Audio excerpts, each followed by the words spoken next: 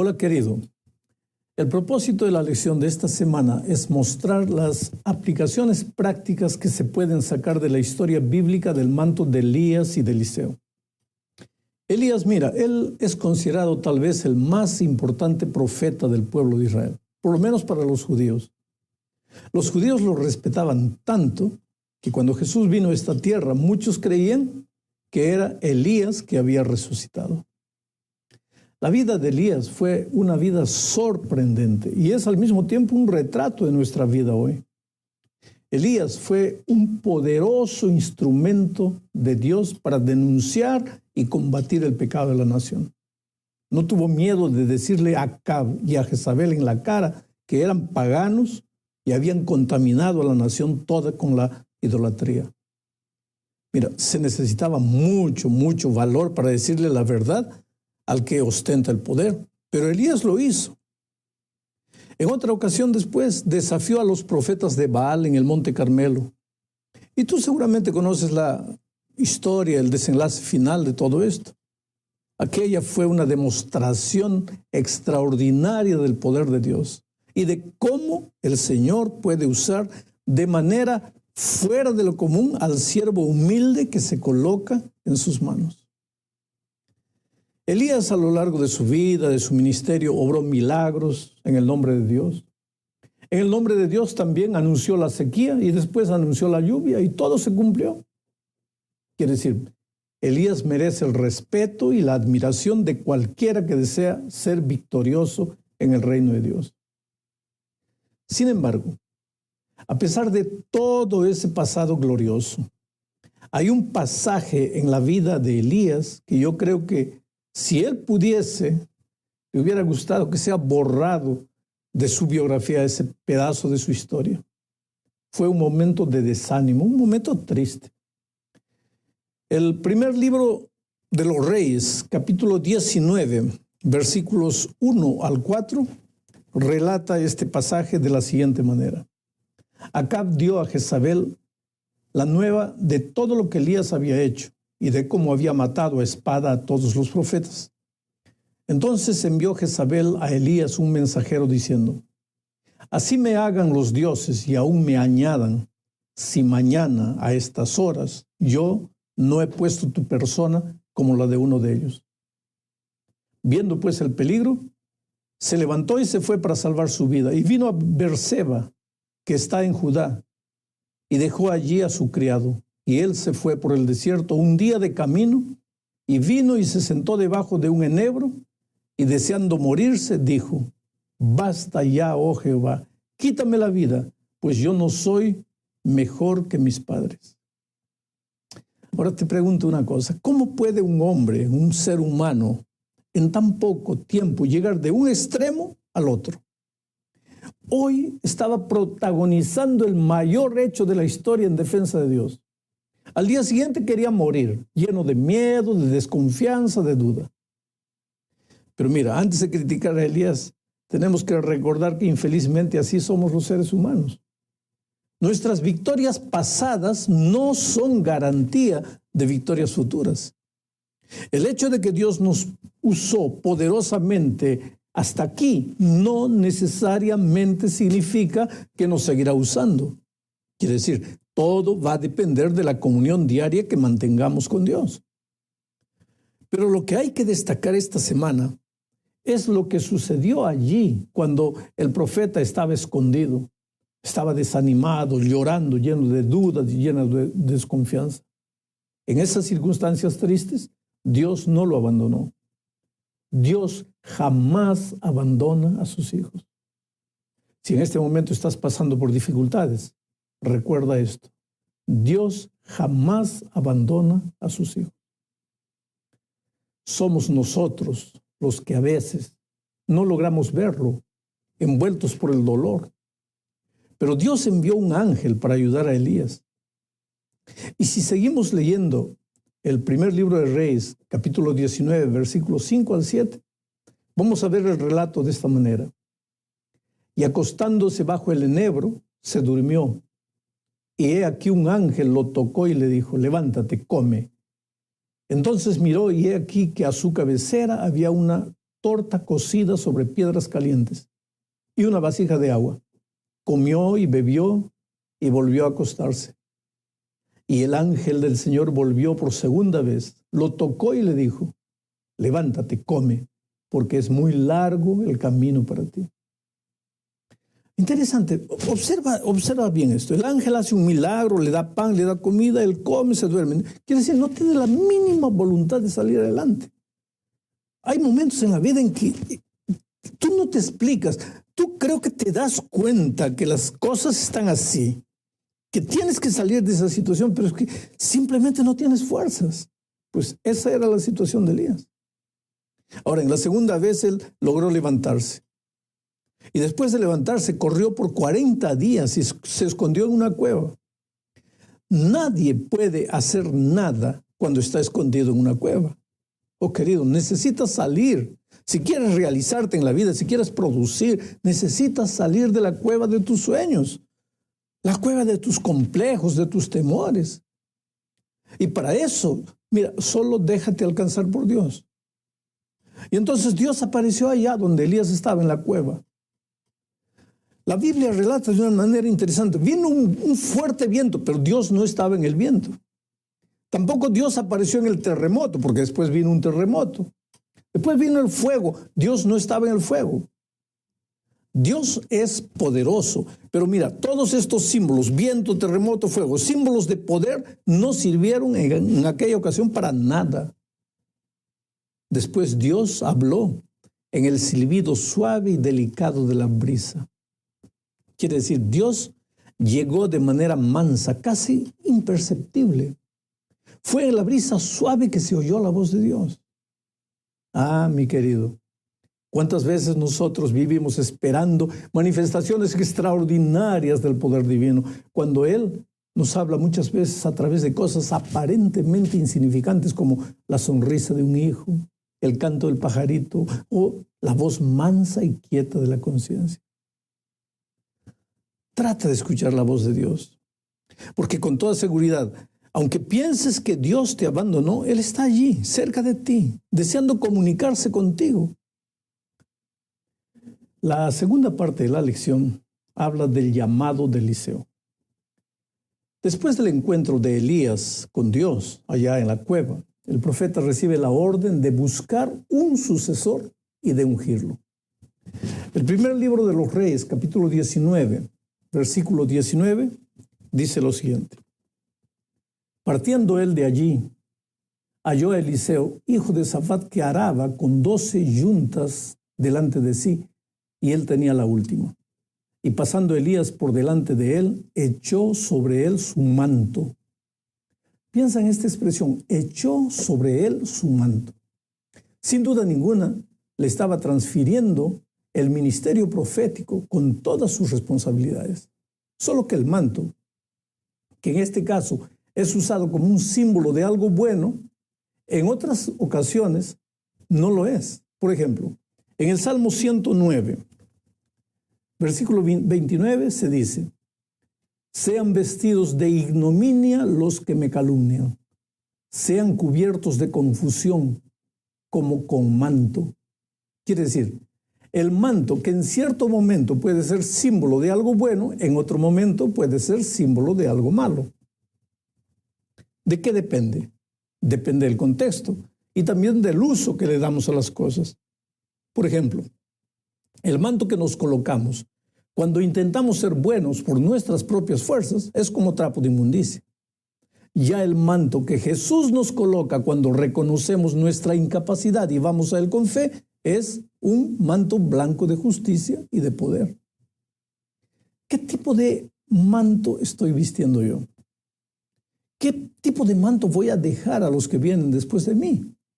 Esto es importantísimo, ¿sabes? Porque nadie vive para sí y nadie muere para sí. A lo largo de este trimestre estamos estudiando temas que tienen que ver con el manto. ¿Qué es lo que significa el manto? ¿Qué significan las vestiduras? ¿Qué significan los ropajes? Símbolos de el esfuerzo humano tratando de encontrar solución para su problema, o la obra maravillosa, divina, haciendo por el ser humano lo que él no puede hacer. Ojalá que cuando yo entregue el manto para el que viene atrás de mí, no le entregue un manto basado en mis consecuciones, en mis trabajos, en lo que hice, sino le pase la confianza en el poder de Dios, la confianza en el amor, en la misericordia, en la gracia de Dios. O sea, no le pase el manto inmundo de mis trapos, sino que le pase el manto blanco de la justicia de Cristo. Vamos a la tercera parte de la lección. Aquí se presenta un incidente triste en la vida del pueblo de Israel. El rey era Acab. ¿Sabes? El problema con los reyes de esta vida es que piensan que pueden tener todo, que pueden hacer todo. Y si ellos no piensan así, la esposa con toda seguridad piensa. Y ese fue el drama de Acab. Él quería tener el terreno en Nabot. Y como no podía conseguirlo por medios ilícitos, ¿qué hizo? La esposa Jezabel, una reina pagana, usó de medios ilícitos para matar a Nabot y apoderarse de las tierras de aquel hombre. Pero cuando Acab pensó que había logrado lo que quería, entonces apareció el profeta enviado por Dios y le dijo: en el mismo lugar donde los perros lamieron la sangre de Nabot, los perros lamerán también tu sangre. Y todo será destruido. Jezabel será comida por los perros, y tu gente que está en la ciudad y muera, será también comida por los perros. Y los que están en el campo y mueran, serán devorados por las aves. Y querido, al oír esta sentencia divina, mira lo que registra el primer libro de los Reyes, capítulo 19, versículo 27. Sucedió que cuando Acab oyó estas palabras, rasgó sus vestidos, ciñó su carne con ropas ásperas, ayunó, durmió sobre las ropas ásperas y anduvo humillado. Nuevamente encontramos aquí el símbolo del vestido, esta vez como símbolo de arrepentimiento. ¿Estaba Acab realmente arrepentido? Por favor, no digas sí, tampoco digas no. Solo ten mucho cuidado, porque, querido, nadie puede juzgar el arrepentimiento de nadie. Solo Dios puede hacerlo.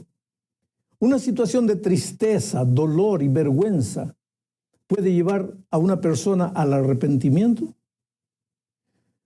O lo que alguien siente en esas circunstancias de dolor, de tristeza, es solo remordimiento. Entonces, mira, dejemos que Pablo, el apóstol Pablo, nos responda en la segunda epístola a los Corintios, capítulo 7, versículo 10, dice: la tristeza que según Dios produce arrepentimiento para salvación, de lo cual no hay que arrepentirse. Pero la tristeza del mundo produce muerte. Aquí Pablo presenta dos tipos de tristeza: la que es según Dios y la que es según el mundo. ¿Cuál es la diferencia entre ambas? Es que la tristeza que es según Dios te lleva a cambiar el rumbo de la vida, a abandonar los pecados, los caminos malos. Ya la otra, la tristeza del mundo, que nada más que es remordimiento, te lleva solo a prometer, y después de un tiempo pasado el peligro, vuelves a tus antiguos caminos. Pero por eso es que a veces, para tener seguridad de lo que está sucediendo en nuestro corazón, de si realmente estamos arrepentidos o no, tenemos que clamar como David, diciendo: Señor, crea en mí, oh Dios, un corazón limpio y renueva un espíritu recto dentro de mí. Vamos a la cuarta parte de la lección. Aquí encontramos un momento dramático de despedida. Mira, momentos de despedida siempre son momentos de tristeza, pero aquí encontramos una despedida que trajo alegría y gozo. Bueno, había llegado el momento en que Dios arrebataría a Elías en una carroza de fuego. Elías se dirigió a Betel y le pidió a Eliseo que se quedase, pero el discípulo no aceptó. Después Elías partió para Jericó y volvió a pedirle a Eliseo que se quedase. Otra vez el discípulo no aceptó. La tercera vez se dirigió al Jordán y reiteró el pedido a Elías para que se quedase, pero Eliseo no aceptó. ¿Qué lección aprendemos de todo esto? Una lección grande, importante. La victoria es de los que persisten. Mira, si un día vas a llegar al ideal que Dios te preparó, no será porque no hubo dificultades en el camino. Todos los días encontrarás dificultades. Si un día llegas al ideal, será porque persististe a pesar de las dificultades. Nada debe detenerte de alcanzar tus objetivos, ni las atracciones del mundo, ni las aparentes derrotas, ni las piedras y espinos, ni las críticas, ni los elogios, nada que encuentres en tu camino. Querido, sigue adelante, como Eliseo. No te separes de tu maestro, no abandones a Jesús. Bueno, Elías y Eliseo llegaron juntos al Jordán. Elías se sacó el manto, lo dobló y con el manto doblado tocó las aguas del río Jordán y el Jordán se abrió y ambos pasaron. Y ya cuando estaban al otro lado, Elías le preguntó, ¿qué es lo último que deseas? Y Eliseo podía haber pedido cualquier cosa, pero ¿sabe lo que pidió? Una porción doblada del espíritu de Elías. Ahora, este no era un pedido porque él quería poder para ser mejor que los otros, no. Era un pedido de poder, sí, pero para servir. El verdadero poder no viene del cargo, viene del servicio. Tú no eres líder porque mandas, tú eres líder porque sirves. Tú no eres líder porque eres temido, eres líder porque eres amado. Eliseo quería servir más de lo que su maestro había servido. Y entonces pidió una porción doble del Espíritu y Dios le concedió. ¿Qué pasó? Elías le dejó el manto. Y cuando Elías fue arrebatado y Eliseo recibió el manto, el texto dice que él rasgó su vestido. Este rasgar el vestido es generalmente una actitud de tristeza, de luto. Pero en esta ocasión se transformó en una actitud de gratitud y de humildad. Se despojó de sí mismo para vestirse de su maestro. Yo diría, se sacó los trapos de inmundicia para vestirse del manto de la justicia divina. ¿Y qué justicia? Porque minutos después, cuando yo estaba regresando, Eliseo también con el manto tocó las aguas y el Jordán se abrió y él pasó. Y poco después, él sanó las aguas envenenadas de toda aquella tierra con un poco de sal. Porción doblada del Espíritu. Ah, si nosotros tuviésemos la porción doblada del Espíritu, qué maravillas podríamos hacer. Pero llegamos ahora al fin de la lección. Aquí encontramos un incidente triste que muestra cómo los seres humanos, a pesar de las constantes demostraciones del poder de Dios en nuestra vida, muchas veces somos incrédulos y duros de corazón. Leamos lo que dice el segundo libro de los Reyes, capítulo 2, versículo 16.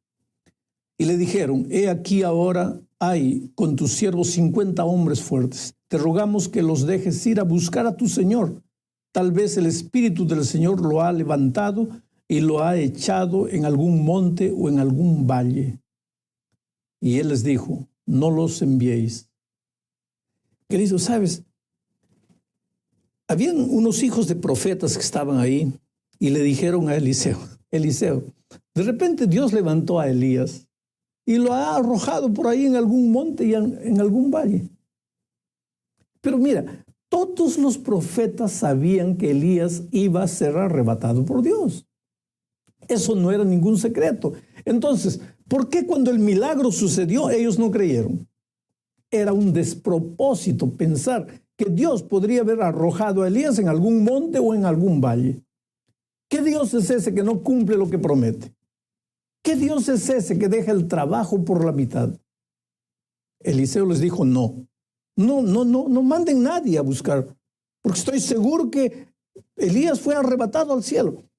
Pero los hombres comenzaron a insistir y después de tanta insistencia, porque querido, a veces la mejor manera de educar es permitir que la propia vida te enseñe las lecciones que no quisiste aprender con amor. Entonces, después de tanta insistencia, Eliseo les dijo, está bien, vayan. Y un tiempo después regresaron frustrados. La grande lección que necesito aprender hoy es a confiar más en Dios. Yo personalmente nunca voy a olvidar la manera como Dios me protegió cuando yo era misionero en la selva de mi país. Estaba un día caminando por la selva en busca de una aldea. Estaba con hambre, con sed. Me senté cerca de un tronco. Hice una oración, le dije, Señor, cuando Elías un día estaba con hambre y con sed, tú le mandaste cuervos trayéndole comida. ¿Por qué no me mandas un cuervo? Y me quedé ahí. Pasó el tiempo, no apareció ningún cuervo. Entonces yo pensé lo que tú piensas muchas veces. Bueno, Elías era Elías y yo soy yo. ¿Quién soy yo? A mí Dios no me va a escuchar. Me levanté, seguí caminando, no caminé más de 20, 30 metros y encontré una chacra, un plantío de mandioca en medio de la selva virgen. Y allá había una choza y una indígena que me sirvió frijol blanco, mandioca cocida. Después agradecí y seguí mi viaje. Cuando terminé de trabajar en esa aldea, unos 3, 4 días después retorné. Un joven nativo me estaba acompañando, me dijo, pastor, vamos por aquí, ves más corto. Le dije, no, yo quiero ir por allá para despedirme de la anciana. ¿Qué anciana? Anciana que me dio comida el otro día. ¿Qué anciana? Hay una anciana, un plantío de mandioca allá. Él me dijo, yo soy cazador, yo voy por todos estos lados, nunca encontré nada. Le dije, mira, espera, ven conmigo. Y fuimos allá. No había plantío de mandioca. Allá estaba el tronco donde me senté, ahí estaba el árbol caído, los papelitos que había arrojado, pero no había plantío de mandioca. Si la gente me cree o no me cree, eso a mí no me importa. Lo que me importa es que Dios me enseñó a confiar en Él. Por eso a veces cuando las cosas no salen como yo quiero, cuando yo pienso que todo está cayéndose encima de mí, cuando siento que mis pies están inseguros, me acuerdo de las cosas grandiosas que Dios ha hecho por mí en el pasado. Y entonces digo, ¿por qué tengo que dudar? ¿Por qué tengo que dudar? Yo te pregunto, ¿por qué tienes que dudar? Está todo acabado desde el punto de vista humano, pero Dios te ama. No te cuidó en el pasado, no te trajo hasta aquí. ¿Por qué piensas que te va a dejar abandonado? Cree en Él, confía en Él, no desanimes. Dios te bendiga.